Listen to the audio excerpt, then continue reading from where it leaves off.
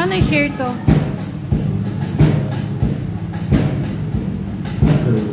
Check.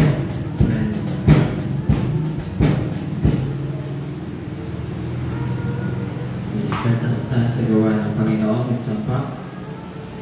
Awit po tayo ng signal. Awitin sa ating Panginoon. Awitan natin Panginoon. Sapat na at hindi pa.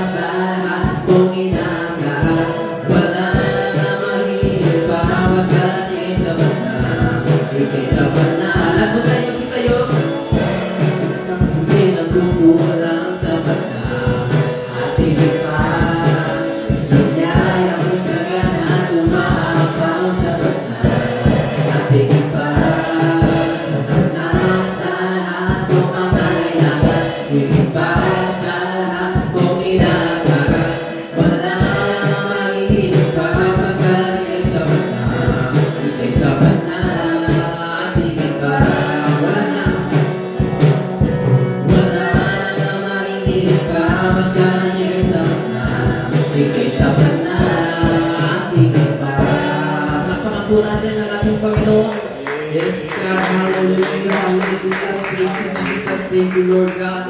Awitan po natin ang Panginoon na malaman na awitin.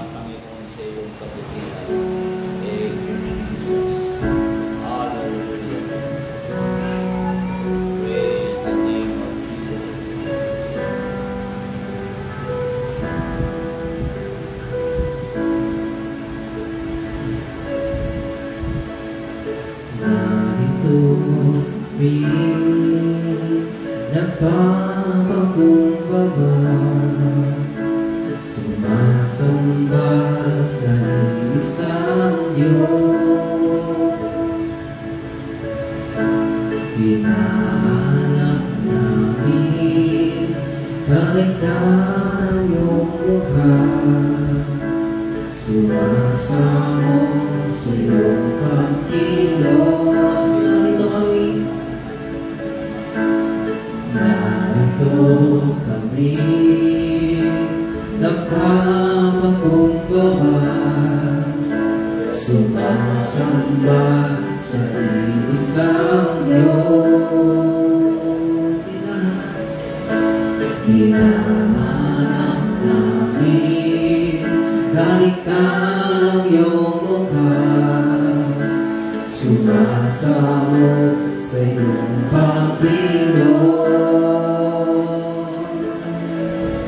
At sa himig na hain kaming dalangin, kami katakuin.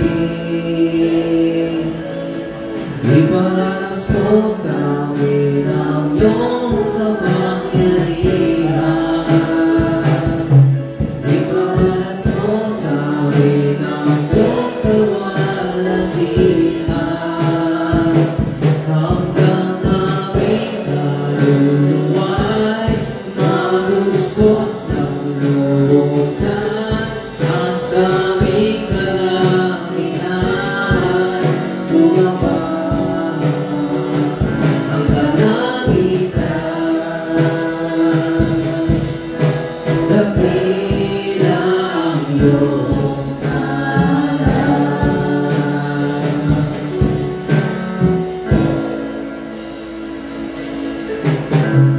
Narito kami, nagpapakumbaba. Sumasamba sa isang Diyos. Hinahanap namin, hinahanap namin kaligtaan ng iyong mukha. Sumasamo sa iyong pagkilos. At sa himig na hain naming dalangin, kami katakuin. Iparanas mo sa amin ang iyong kapangyarihan. Iparanas mo sa amin ang iyong kawalantian. Hanggang aming kaluluwa'y mahuspos ng lubusan. At sa aming kalangian bumaba ang kalangitan. Dakila ang iyong ngalan. Iparanas mo sa amin ang iyong kapangyarihan. Iparanas mo sa amin ang iyong kawalantian. Hanggang aming kaluluwa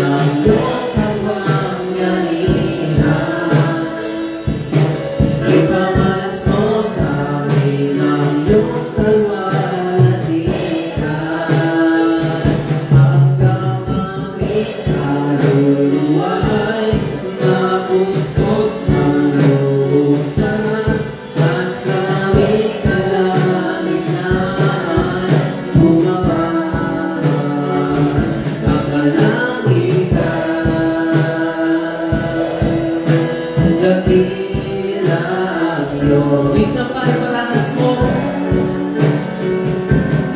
Ipalanas mo sa amin ang iyong kapangyarihan.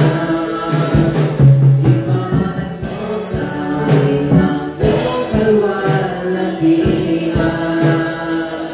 Hanggang aming kaluluwan, mamuspos ng lubusan, at sa aming kalangitan, bumaba ang kalangitan. Nabilang iyong naman. Isang papalakpakan natin ang ating Panginoon. Hallelujah, thank you, Jesus, thank you, Lord of God. Ito po ang ating Panginoon, sinasabang, pinagkasalamat ang Panginoon. Salamat, salamat sa iyo, kabutihan o Diyos. Matanda ko naman po tayo sa ating prayer request. Prayer request. Siyempre, tuloy-tuloy pa rin po ang ating pagmalangin sa umaga. Mula Monday hanggang Saturday, meron po tayong pagmalangin, Monday devotion. Meron na alas 7 ng umaga. Hindi po tayo makadako ng alas 7. Bukas po ang church ng gabi. Pwede po tayo malangin sa gabi. Or pwede kayo mag-chat sa ating GC para maging open yung ating church. At may activities pa rin po tayo every Sunday. Lumahal po tayo at nag-Bible study. Sama rin natin sa panalangin. Maging ating leadership sa pamumunan ng ating pastor sa Amerika, sa President Arizona.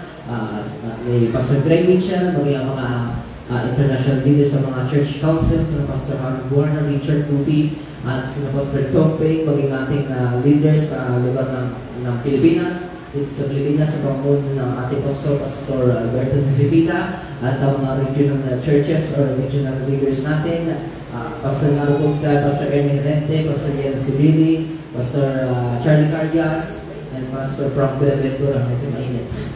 Isang rin natin sa panalangin ng ating Mother Church sa lugar ng Baclacan, Pastor Rico Herrera, kanyang family, ang kanyang church ng Baclacan, maging ang daughter church ng Baclacan. At kilala natin sila, maging ang Antipolo mismo, ipagsama natin sa panalangin at sa pamumunan ng ating pastor, ng kanyang family, at patuloy pa rin siya bigyan ng karunungan ng Panginoon, maging kalakasan at sa pamumunan sa bawat isa sa church na ito at sa pagdala ng mga kaluluwa sa kanan ng ating Panginoon. Sama natin ang spiritual breakthrough, ang financial breakthrough sa lugar na to. At syempre, ang pagliligtas pa rin na unang-una ng ating mga pamilya. Amen, sinong nilalapit ba natin ating mga pamilya sa ating Panginoon? So, laban natin sa Panginoon yung ating mga mahal sa buhay at magkaroon pa ng mga activities ng mga revival sa lugar na to. At sa nalalapit na May 12 hanggang 16 yung ating Bible Conference. So, sa anong araw yung Wednesday? Walang church dito? May church pa?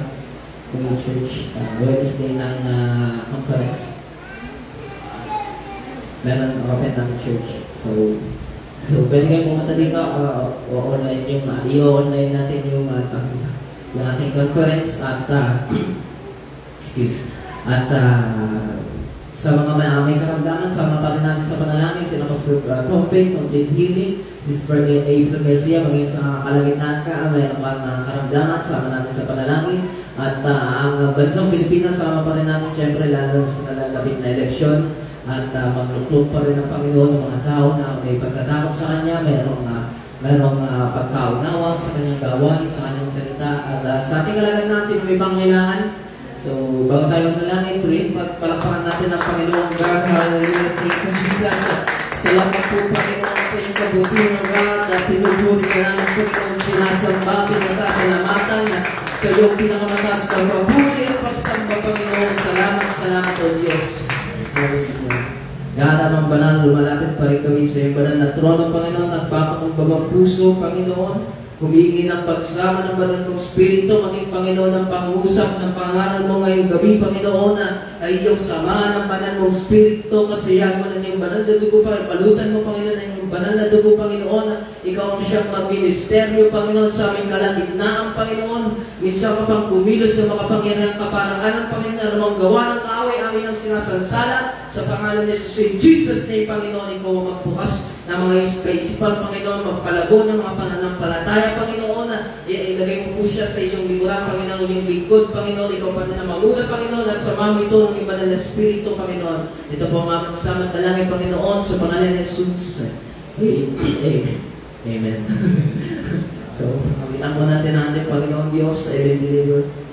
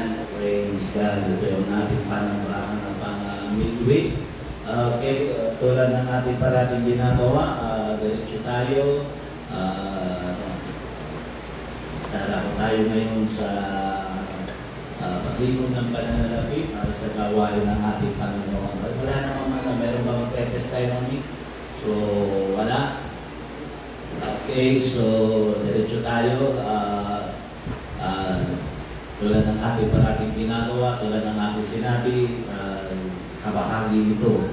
Amen. Na gawain ng ating Panginoon. Amen. Ang paglikom ng pananalapi ay isa na sa mga nakasanayan. Amen. Ang mga anak ng ating Panginoon sa buong Acts chapter 2 at sabi ro, bahagi ng kanilang panambahan ang paglikom ng pananalapi. Ito ang dahilan kasama sa revival o sa pagkilos ng ating Panginoon. Okay, so lingon tayo ng pananalapi para sa gawain ng ating Panginoong Diyos. Hindi na ako mag-usapan ng mahaba para dito. Niniwala ng gawaan nito. Okay, tuwagan ko si Michael para tayo pangunahan dito. Okay, tayo manalangin sa Panginoon. Praise God. Ay manalangin sa Panginoon. Dakila at tapat na Diyos, maraming salamat sa kabutihang ginagawa mo. Salamat sa pagkakataon na ibigay mo sa amin, dakilang Diyos, ang iyong salita ay maipahayag. Salamat, Panginoon, at patuloy na sumusulong at umubusan ng gawain mo kahit sa iyong favor at sa iyong habang, Panginoon. Maraming pong salamat, dakilang Diyos, sa iyong kabutihan, sa iyong kapurihan magpakailanman. Amen. Praise God. Minsan pa, awit natin na I got my mind made up.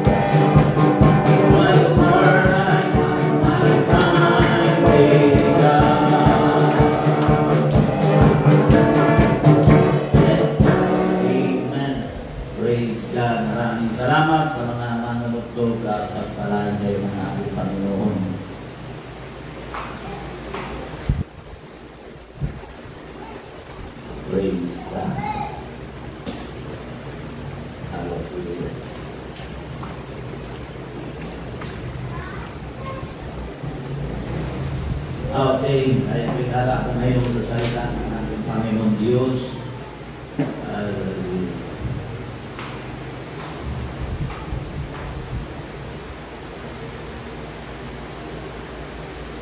Meron po ngayon na viral ngayon na motovlogger.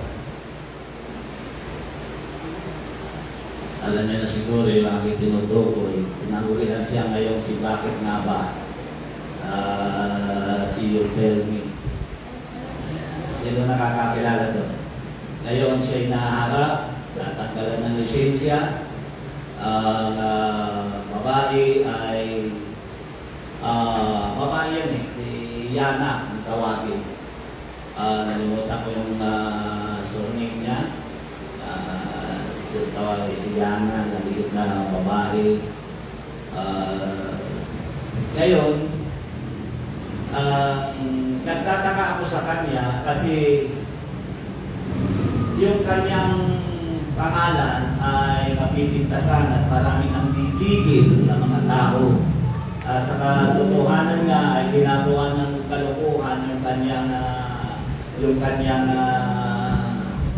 ginawa. Halos lahat ng mga bata ay nag-content sila na yun ang laman ng kanyang sinabi. Bakit nga ba? You tell me. Yung sinabi niya, yun yung vlogger na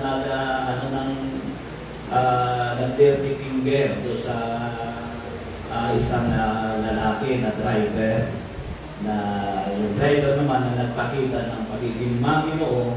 Ang sabi niya, nung siya nagpaliwanag na sa NPO, ang sabi niya, okay lang naman sa akin eh. Kung pinakil niya ako, wala namang problema doon. Kaya lang, sabi niya, ang hindi ko na mapigilan, sabi niya, ang dahilan kung ba't ako bumaba, ay inintay niya pa ako doon sa may tulay. Sabi ko, naman. Sabi niya, okay lang sa akin eh. Ang masama doon, inintay niya pa ako doon sa may tulay.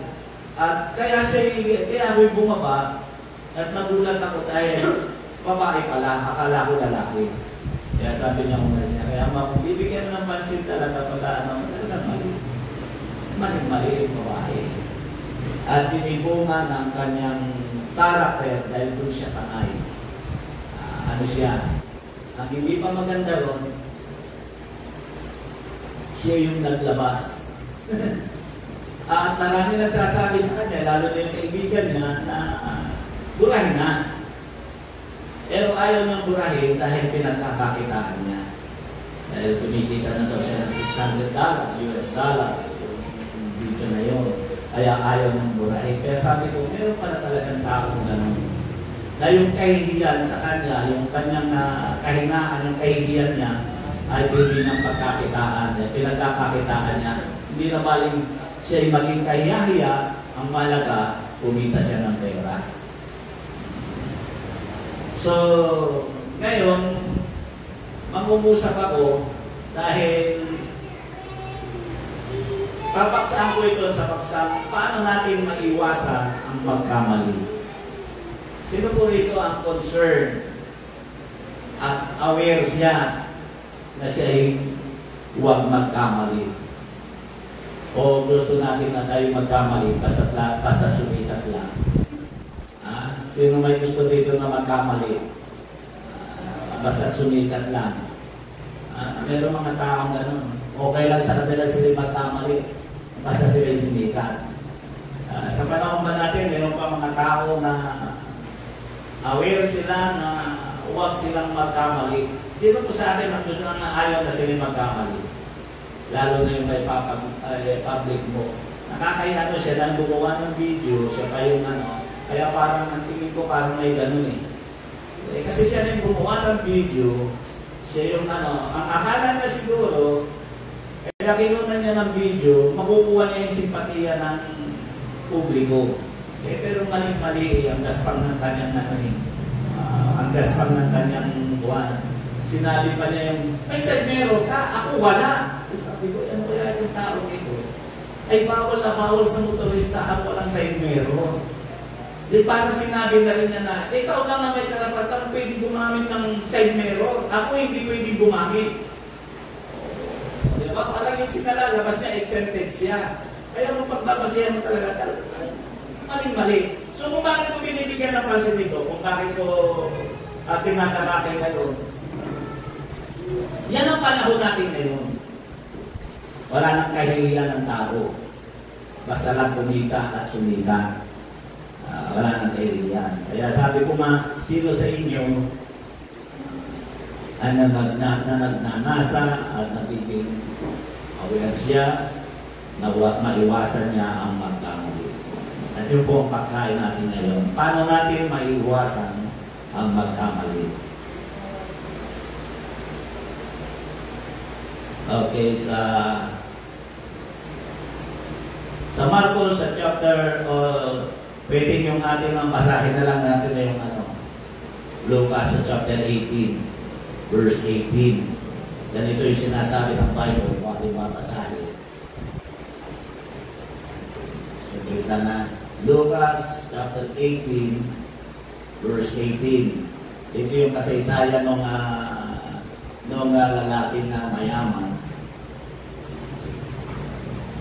Ganito yung pagkakasabi, maraming beses na makagawa ng mensahe dito eh.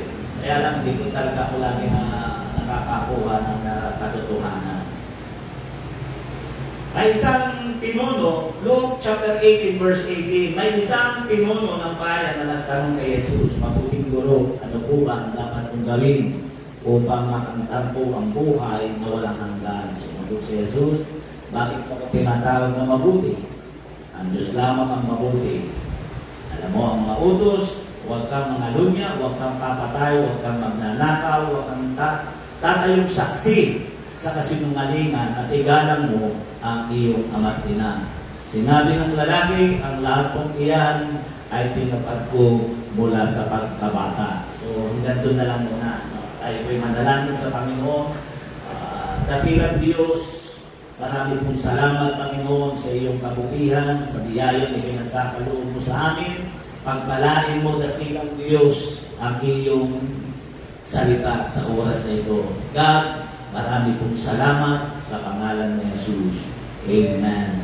Praise God. Hallelujah. Nais ko nga mangusap, pinaksaan ko ito, paano natin maiwasan ang magkamali. Ang isa pong dahilan sa aking pagkaalam kung bakit tayo narito ay para maiwasan natin kung ano yung mali. Malaman natin kung ano yung mali. Yan, yung isang dahilan kung bakit tayo narito. Una, wala pong ibang alam na tayong nakaraan upang maiwasan ang mga kamali. Una, kundi yung maglaan ng panahon sa Diyos. Wala pong alam na ibang paraan kundi gano'n. Maglaan ng panahon sa Diyos. Wala akong nakita inuna ang kalooban ng Diyos na nagkamali. Meron ba kayo nakita?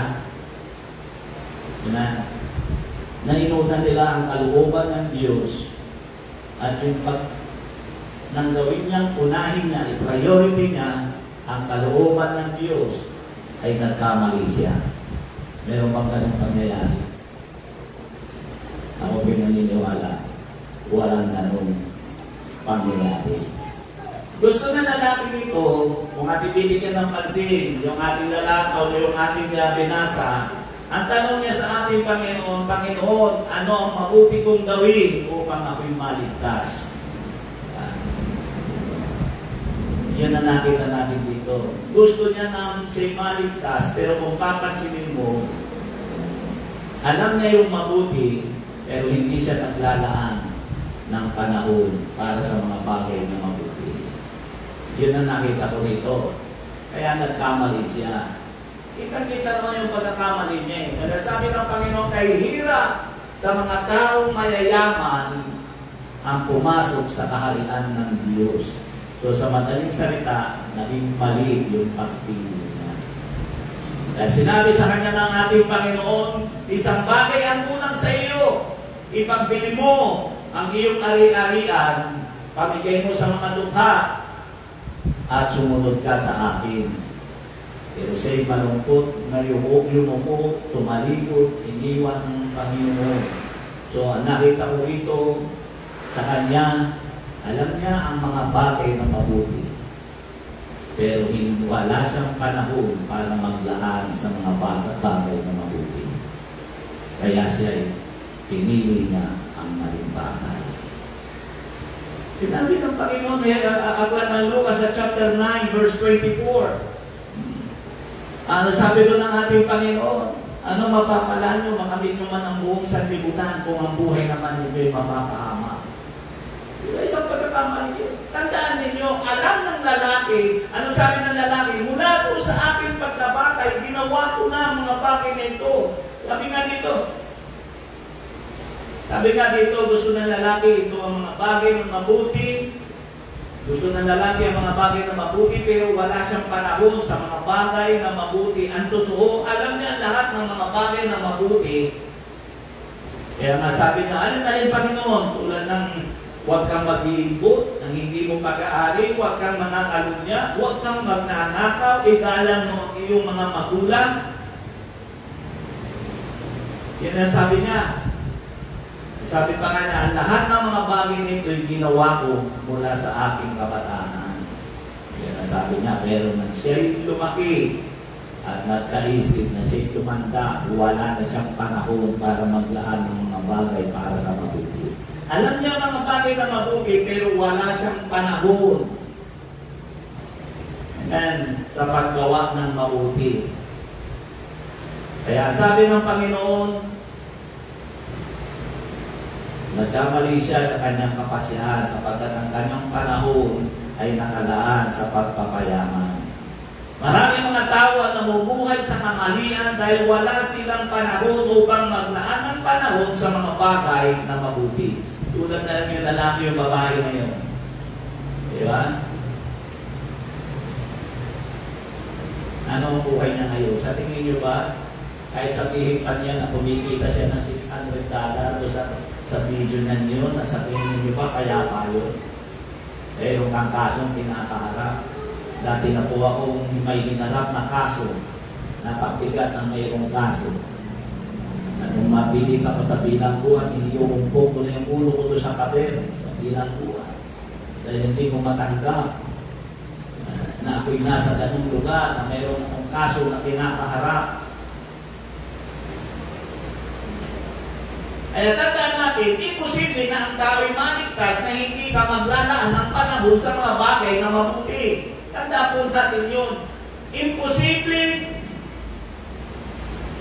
Parang ano lang yan eh. Pag tinalikuran mo yung mabuti, nakaharap ka sa mali. At pag hinarap mo naman yung mali, nakatalikod ka sa mabuti. Yan po na. Pagka dito ka nakaharap, dito ka nakatalikod sa kaliwa o sa likuran mo, sa dito ng kanan mo. Kung ano yung pipiliin mo, yun ang nakaharapin mo. At kung ano yung tatalikuran mo, yun ang kahantungan mo. Kaya uulitin ko, imposible ang tao'y maligtas na hindi ka maglalaan ng panahon sa mga bagay na mabuti. Kung hindi tayo maglalaan ng mga bagay na sa mga bagay na mabuti, ano sa tingin mo ang pwede mong gawin? Ano sa palagay nyo? Kaya ang langit ay para sa mga taong naglaan ng panahon para sa mga bagay na mabuti. Yung po huwag natin kalilimutan. Kaya nga ang sabi rito, sa Proverbs chapter 10 verse 17, nasa daan ng buhay siyang nakikinig ng saway. Ngunit siyang nagpapabaya ng saway ay nagkakamali. Yan.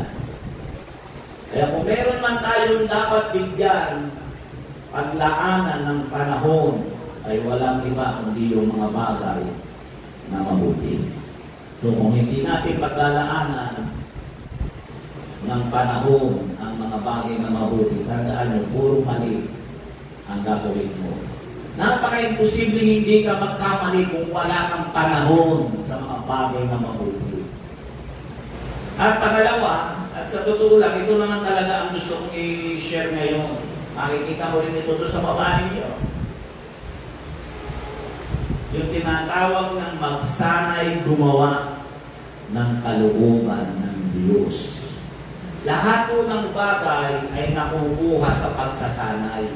Kaya ganun kadali siya bumigkas ng pagmumura at paglalait. Yun ang personalidad niya. Kaya nga sabi ni Labado, amoy mabango ka pa naman. Pero kung ano yung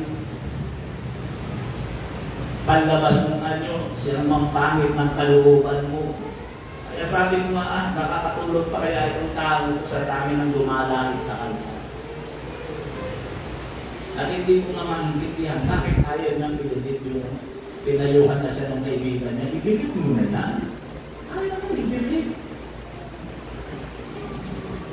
Dahil pinagkakakitaan nga daw niya. Well, puhunan niya yung mukha na. Tapos pagkakuli sabi niya, nadadamay na raw yung pamilya niya. Mga kapatid niya, may nagbabanta na raw, hindi totoo yun. Ayaw lang niya kasi hindi siya makaharap sa LTO. Abogado niya ang pinaharap niya. Magsanay gumawa ng kalooban ng Diyos. Isa pang kwento na nais kong bigyan ng pansin at ito ay viral.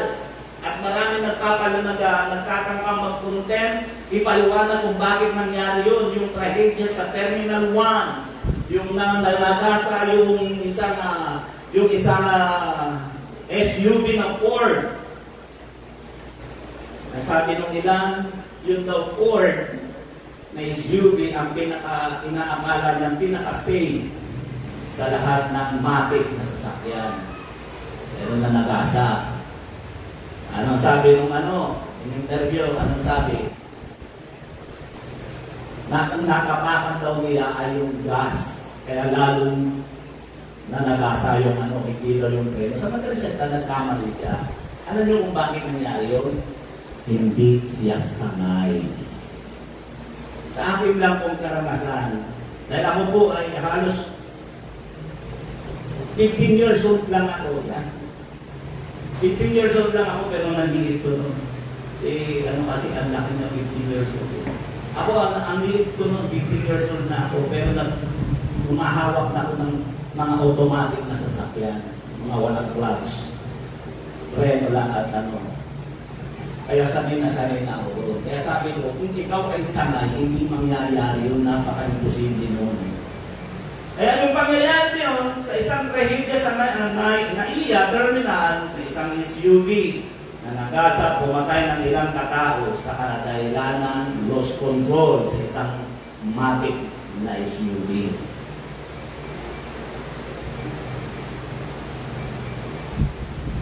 Alam niyo po, meron din kasi akong karanasan.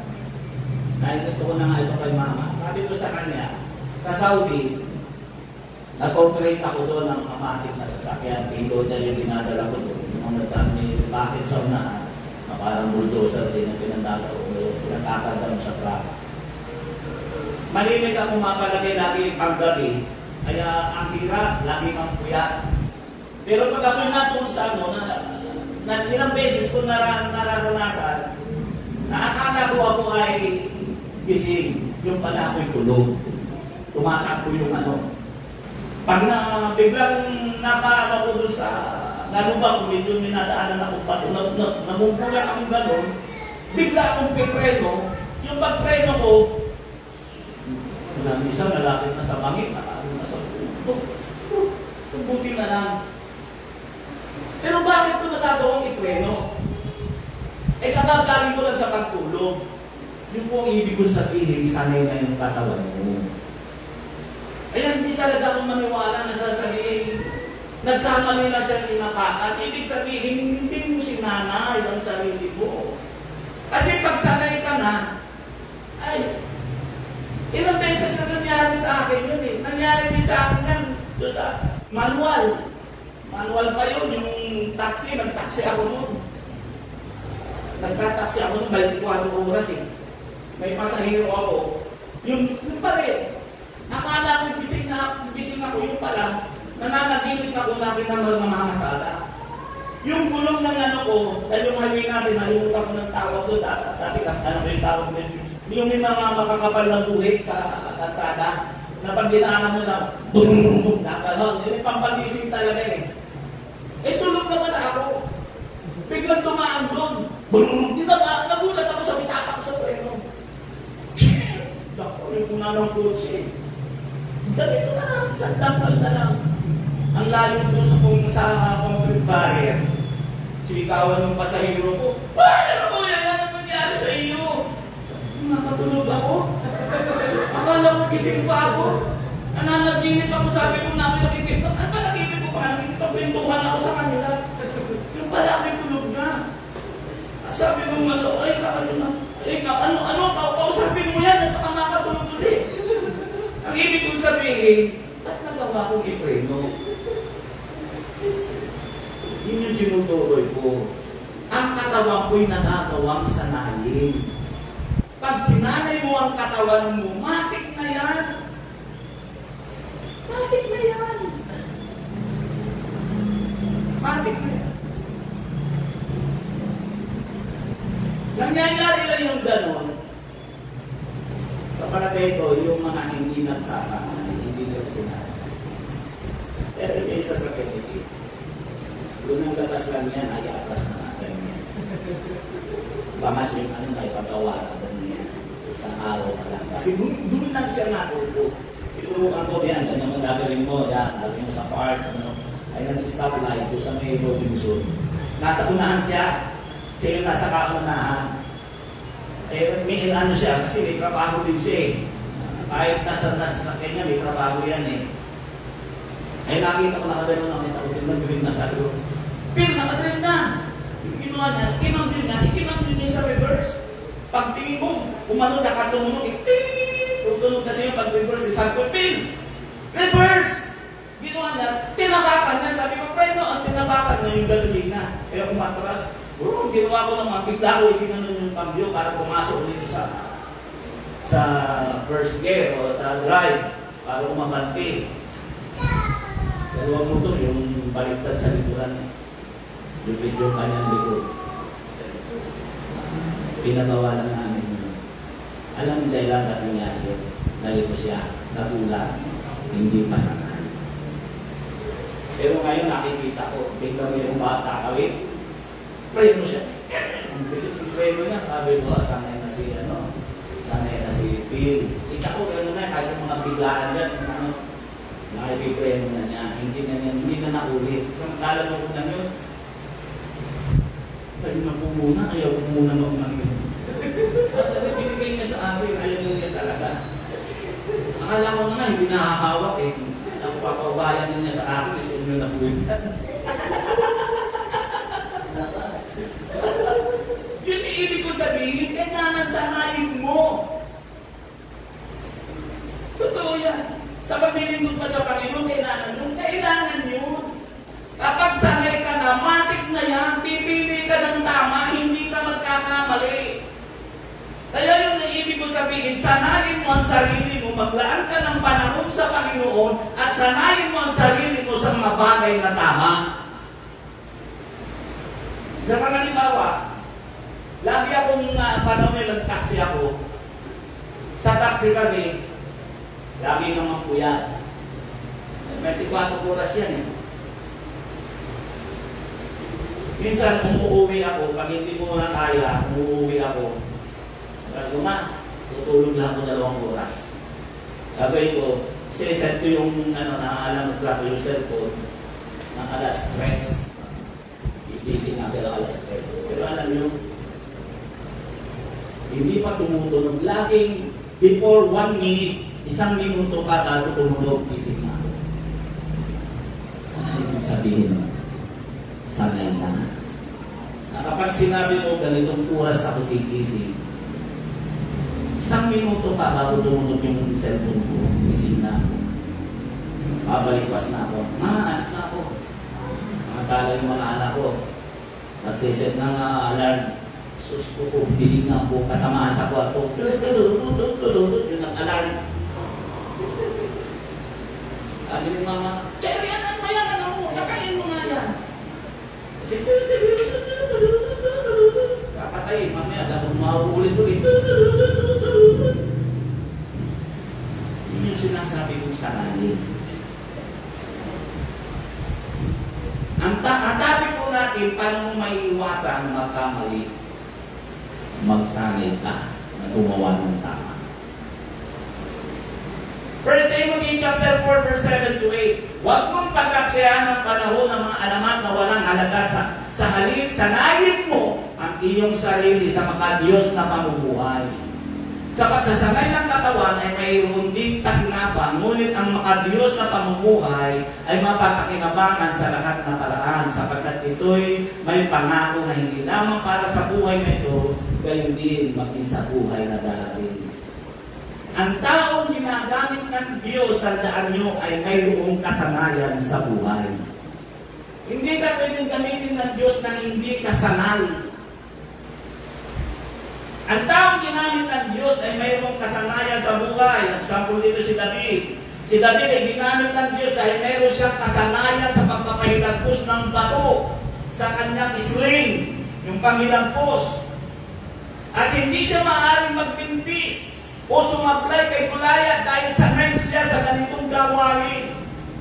Ang lahi ni David ay Benhamita. Sa aklat na, sa Bible makikita mo rin ng mga Benhamita ay pwedeng magpatama ng ang gamit nila yung spring, pinaiikot yun eh. Pinakaano nila yun. Kaya nilang patamaan ng buhok ng isang tao na hindi makagalaw yung ulo. Tatamaan lang na yung buhok. Paano nangyayari yun? Kailangan ng pagsasanay. Hindi ka magmimintis pag sanay ka.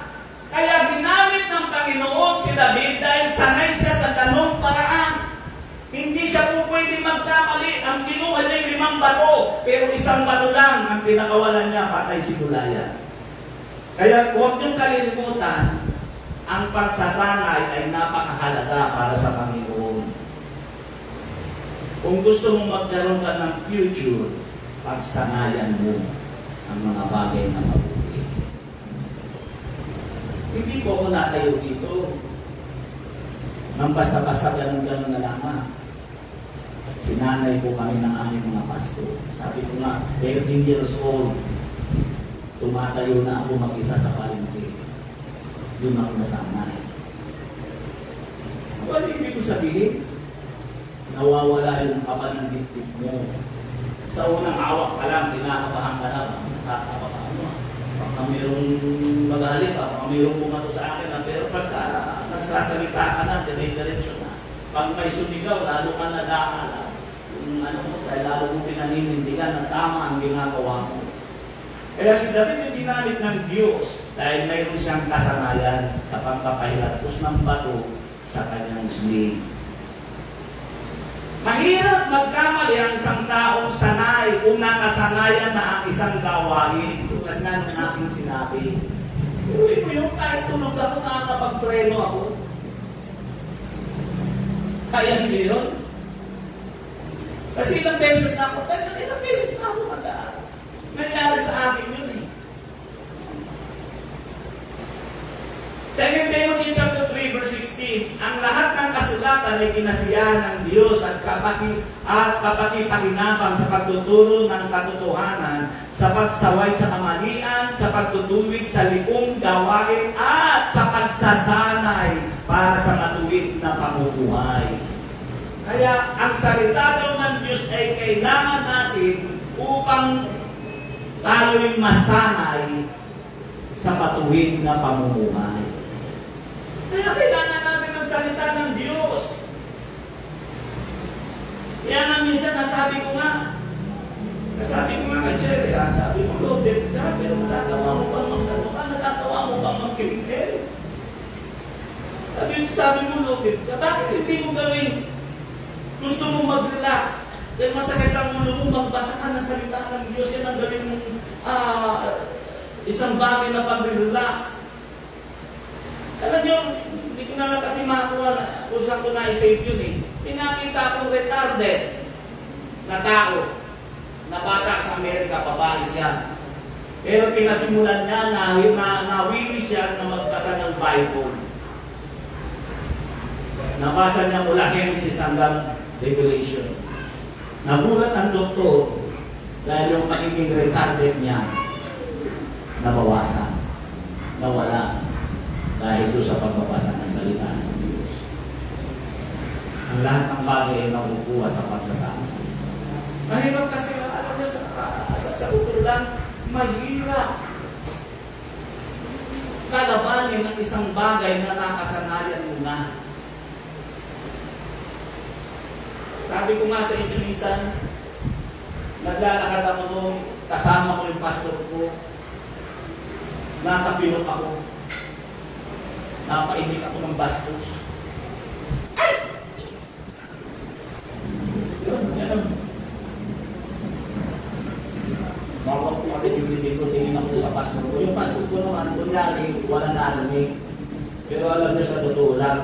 hiyang-hiya ako, pinagpawisan ako ng bala ko. Kasi bukang bibig ko na yun. Yung palamura, bukang bibig ko na yun. Mahirap baguhin ang isang bagay na nakasanayan mo na. Pero alam mo, dahil sa parati mong iniluluhod sa Panginoon, nawala. Mahirap tigilan na. Pero mo si Cherry Ann, pero ang itsura ng mata niya. Ang lagi nakaripa. Sabi ko, matulog ka na ng maaga. Lagyan mo ng limitasyon. Hindi ko nga magawa, hindi nga ako makatulog eh. Yun na nga yun, nagsanay sa iyong nagsanay sa pagkukuyan. Kaya hindi makatulog. O, aminin natin, si Cherry Ann lang bang ganon? Ha? To be honest, sino sa inyo natutulog ng alas-alas ng madaling araw? Dahil sinanay nyo na yung sarili nyo ng ganon. Kaya pagdating natin mo na umaga, hindi makadalo.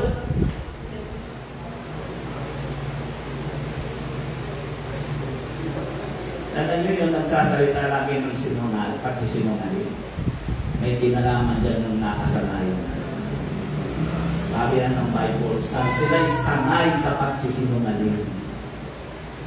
Kaya mahirap baguhin yung nakasanayan. At yung si Yana, si Bakit nga ba, ganun siya. May problema lang. You tell me,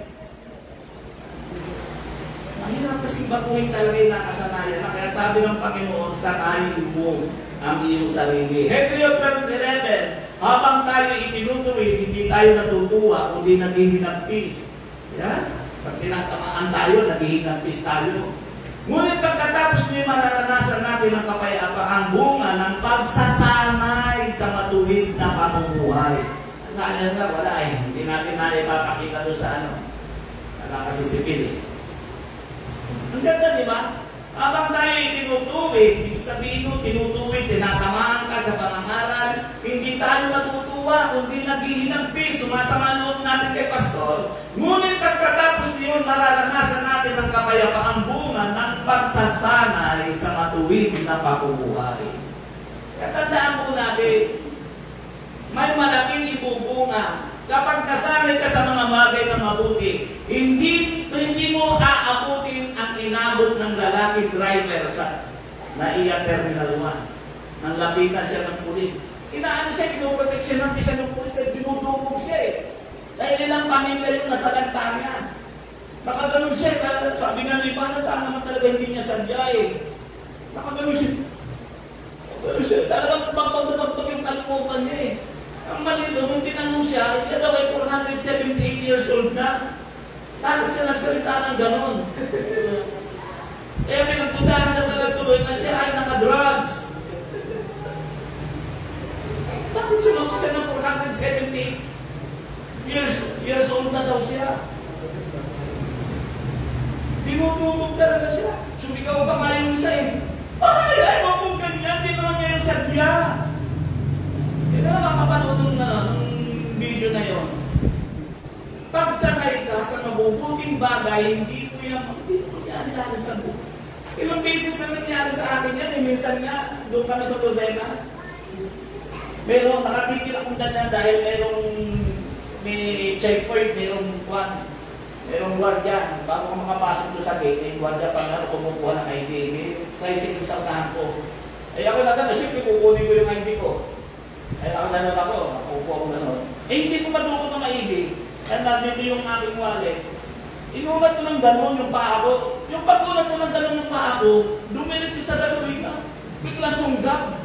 Nakadrive pala yung hindi ko nailagay sa neutral. Bigla sunggab na gano'n. So sabi tapos, sumsub yung gano'n na lang mo sa tricycle. Yung picture mo na hanto. Inulat ko lang gano'n yung ko para maisuot yung naigi yung ko.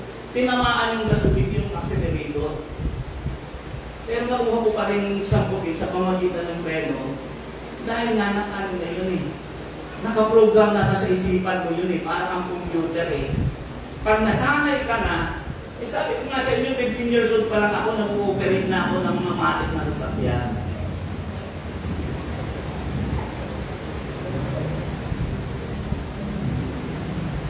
Kaya tandaan natin, kung hindi mo sasanayin ang iyong sarili sa gawain ng Panginoon, hindi mo tatalikuran ang iyong nakasanayan. Tandaan niyo yan. Kung hindi mo sasanayin ang iyong sarili sa gawain ng Panginoon, hindi mo tatalikuran ang iyong nakasanayan. Job chapter 15 verse 16, gaano pa kaya ang taong nasanay sa kasamaan, laging uhaw sa masama at hindi tama? Sanay sila sa ganun eh. Doon sila nagsanay eh.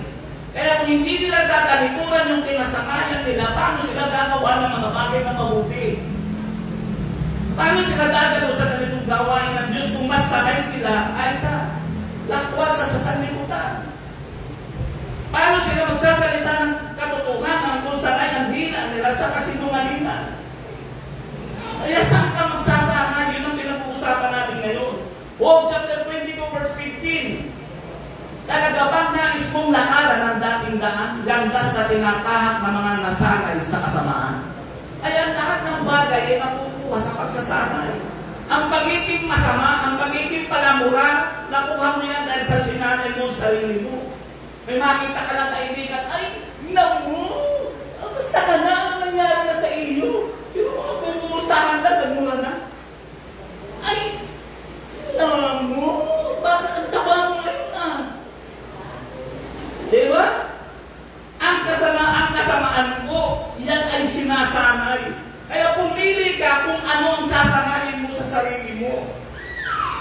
Jeremiah chapter 4 verse 22, at sinabi ni Yahweh, napakahangal ng aking bayan at hindi nila ako nakilala. Tulad nila yung mga batang walang pangunawa, sanay sila sa paggawa ng masama, ngunit bigo sa paggawa ng mabuti. Ano na yung masasanayin natin? Kaya nasabi na aklat ng Hebreo chapter 10 verse 25, ano nakalagay doon sa mababaw na salin? Kaya huwag niyong kalilimutan ang araw ng pagtitipon gaya ng nakasanayan ng iba. Lalo nalalaman na natin malapit na ang pagdating ng Panginoon. Ano sabi doon? Gaya ng nakasanayan ng iba.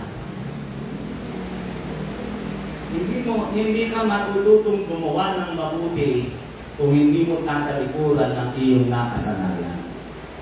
Tandaan natin yun. At pangatlo, dito magtatapos, ang kasanayan mo ang magsasabi ng patutunguhan mo.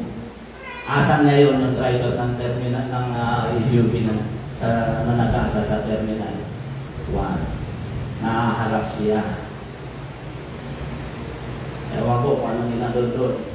Reckless driving. Ang lang lisensya mo. Hindi na mabibigyan ng lisensya yun.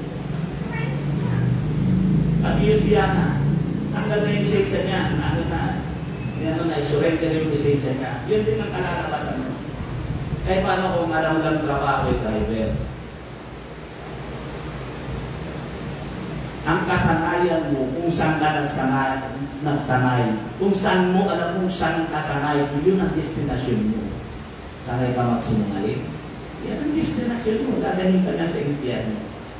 Dahil ang sabi ng Bible, at sa lahat ng sinungaling, sa lahat ng mga makitao, mapagsamba sa Diyos-Diyosan, ang lahat ng bahagi nila, ng katawan nila ay sa dagat-dagat ng abo. Apocalypse chapter 21 verse 8. Ang unahin ang umula yung sinungaling. Kaya nasanay ka rin. Tanda natin, kung ano yung kinasanayan mo ngayon, saan kasanay ngayon? Saan kasanay? Sa board games? 8 hours ka naglalaro ng games? Kaya, pero wala kang alam na paraan para mamuhay. Pinag-usap na ako, sabi ko, huwag na masanay sa ganyan. Ang buhay ng tao, hindi puro relax, hindi puro games. Sabi ko, ako, maliit pa lang bata, ako, operator na ako ng mga equipment. Pag ako yung nag-operate ng mga bulldozer, grader, ng mga tao, naglalawasan, dahil napakaliit ko doon sa makinarya. Pero sinanay ko dahil alam ko, wala akong alam ng trabaho. Sabi ko, wala, hindi ako nakagraduate ng college. Pero lahat ng uri ng trabaho, alam ko. Dahil nagsanay ako. dental technician ako. Pwede akong mekaniko. Ako nagpapabalik-baliktad nung sasakyan ko nung aking motorsiklo ko, binaba ko yan. Binaba ko lahat yan. Pinagkakalat ko lahat ng mga pyesa niya. Pero naibalik ko pa rin. Lahat sinanay ko dahil alam ko hindi ako nakatungtong ng college. At ngayon, anong tagapagsalita ako ng Panginoon dahil naglalo ako nagsanay sa salita ng Diyos. Kaya kung saan mo sinanay ang sarili mo, yan ang destinasyon mo. Ako ko ano ibig sabihin, kaya ang buhay ng tao, hindi ang puro ganun. 8 oras na lang, wala kumula. Nagtatulog ka, alas 5 ng madaling araw, gising ng alas 10, tapos ganun na naman. Ano kinabukasan meron ka dyan? Ako kung ano ibig ko sabihin? Darating ang panahon, magsusulo ka. Walang nasa kanan, wala kang nasa kaliwa, wala kang nasa kanan. Magsusulo kang itataguyod mo ang sarili mo. Kaya kung hindi ka magsasanay, kawawa ka. Dahil kung saan ka nasanay, yan ang maghahalin sa iyo. Uulitin ko, kung yung driver na yun, ng SUV, nasanay siya. Hindi talaga maniniwala gano'n nagkamali. Hindi siya sanay. Makapaguhan lang siya, baka sa dami ng kanyang sasakyan, hindi naman maintain kung alin yung Kasi gano'n yun eh. Tingnan ko minsan yung pagdala ko yung dati na ikakablo ko na, gumaganon ako, kaya nakakapreno yung preno dito sa kaliwa, nakakuha akong clutch. Minsan napapaganon ako eh. Kasi nga, nagagawa mong lagyan ng cambio. Ganun yun, di maiwasan yun. Kasi pag nararambol yung alam ko, nakuha niyo hindi ko sabihin. Kaya tandaan natin, ang kasanayan mo ang magsasabi ng patutunguhan mo. Ang lalaping mayaman ay sanay sa pangangalakal. Sanay siya kung paano magpalago ng pera. Pero hindi niya napagsanayan dahil hindi siya naglaan ng mga panahon para sa mabubuting bagay. Alam niya kung ano yung kautusan ng Panginoon. Alam niya na kung ano ang mabuti. Alam niya kung ano ang makapagdiligtas sa kanya. Kaya lang hindi niya magawa dahil hindi siya naglaan ng panahon para sa mga bagay na mabuti. Kaya dahil sanay siya sa pangangalaman, sa pagpapalago ng pera, italikuran niya si Jesus. Tayo, anong gagawin natin? Tatalikuran mo ka ang kinasanayan mo? At hahanapin mo ang mukha ng Panginoon at magpapakasanay ka sa salita ng Diyos? O pipiliin mo yung iyong kinatisnan na iyong kinasanayan? 1 Corinthians chapter 9 verse 25, lahat ng manlalarong nagsasanay ay may disiplina sa lahat ng bagay upang magkamit ng isang gantimpalang panandalian lamang, ngunit ang gantimpalang inaangad natin ay panghabang panahon. Si Alex Iyala, dinadala niya ang bansa natin ngayon. Kanoon na ang babae na world champion sa larong tennis. Diba? Sa women. Ako nito ko sabihin, si Manny Pacquiao, anong tayo niya ngayon? Tingnan mo yung picture niya nung una. Kaya pa kayo kung gano'n, nakala ko ng tinapay. Pero ngayon, ilan ang mansion niya. Ano nagdahil sa kanya sa tagumpay? Yung kanyang kinasanayan. Diba? Eh, paano kung ang kinasanayan mo yung puro ganun lang? Ano mangyayari sa iyo? Saan ka nang dadalhin? Kung puro games lang tayo, yung kasanayan. Hindi ka masasabing okay. Ha? Hindi ko sinasabing masama maglaro niya. Hindi ko sinasabi. Pero huwag niya sana dyan na ibuhos ang lahat ng panahon ninyo. napapabayaan niya na yung mga importanteng bagay. Iuun natin ang ating mga ulo, nag-usap ako sa isang simple at payak na pangungusap. Paano natin maiiwasan ang magkamali? Sanayin mo. Una, maglaan ka ng panahon sa Diyos. Pangalawa, magsanay gumawa ng kalooban ng Diyos na naiwasang magkamali. At pangatlo, ang kasanayan mo ang magliligtas sa iyo at magdadala sa iyo sa patutunguhan mo. Praise God. Hallelujah. Tayo lahat ay tumayo. Awitan natin ang Panginoon.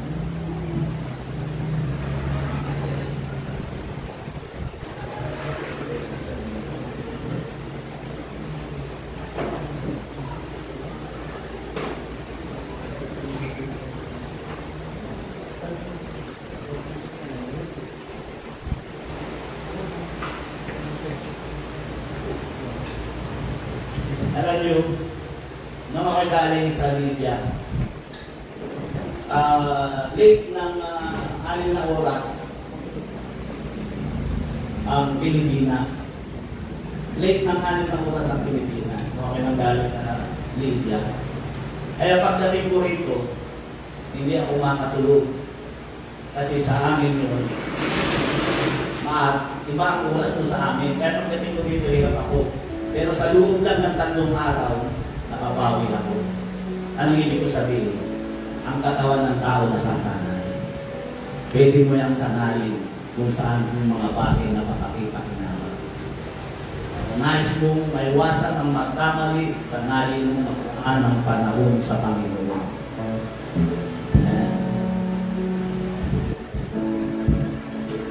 Magsanay gumawa ng kalooban ng Diyos. Dahil ang kasanayan mo ang magsasabi ng patutunguhan mo. Kaya ang lahat ng pupunta ng langit ay mga taong sanay sa paggawa ng mabuti. Wala pong pupunta ng langit na hindi sanay sa paggawa ng mabuti.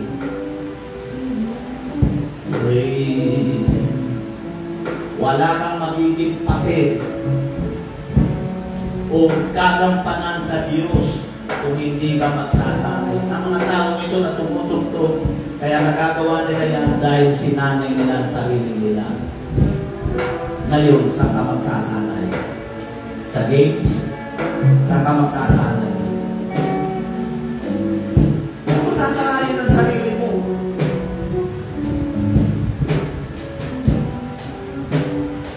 Tandaan mo, kailangan maging sanay ka sa isang bagay lang. Dahil isang bagay lang ang pagtutunguhan natin. Itinakda na sa tao mamatay na minsan pagkatapos na may pag-uukot. Kaya saan ka magsasanay? Magsanay ka doon sa eternal na pagtutunguhan mo. Yung walang hanggan, walang katapusan mong pagtutunguhan. Dahil ang buhay ko rito, tumanggap ka ito, 60 taon, 70 taon, makakapaswertihan ka pag umabot ng 70 taon. Pagkatapos doon, mamamatay ka, haharap ka sa Panginoon. Sanay ka na bang humarap sa Panginoon? Ano ang masasabi mo para masabi mo kayo papasok sa kaharian ng Diyos? Anong kasanayan ang pwede mong ipresenta sa Panginoon? Saan ka sanay? Masasabi mo bang sanay ka sa pagbasa ng Bible? Mga kahit isang memory verse, may wala kang alam. Ito'y paalaala kapatid. Mahal ko kayo sa Panginoon. Kailangan matulog tayo magsanay na yung kasanayan mo ang magpadala sa iyo sa patutunguhan mo. Kaya si Haring David at naging hari, sanay siya mag-alaga ng tupa. Kaya inilugtog siya ng Panginoon bilang hari ng Israel. Ay walang pinagkaiba ang trabaho niya. Sa kanyang pinaglagyan sa kanya ng ating Panginoon. Kaya sa oras na ito, papakasangan niya, hindi mo pa natatanggap ang Panginoon bilang Panginoon at tagapagligtas ng iyong buhay. Ikaw nakakaanap niya.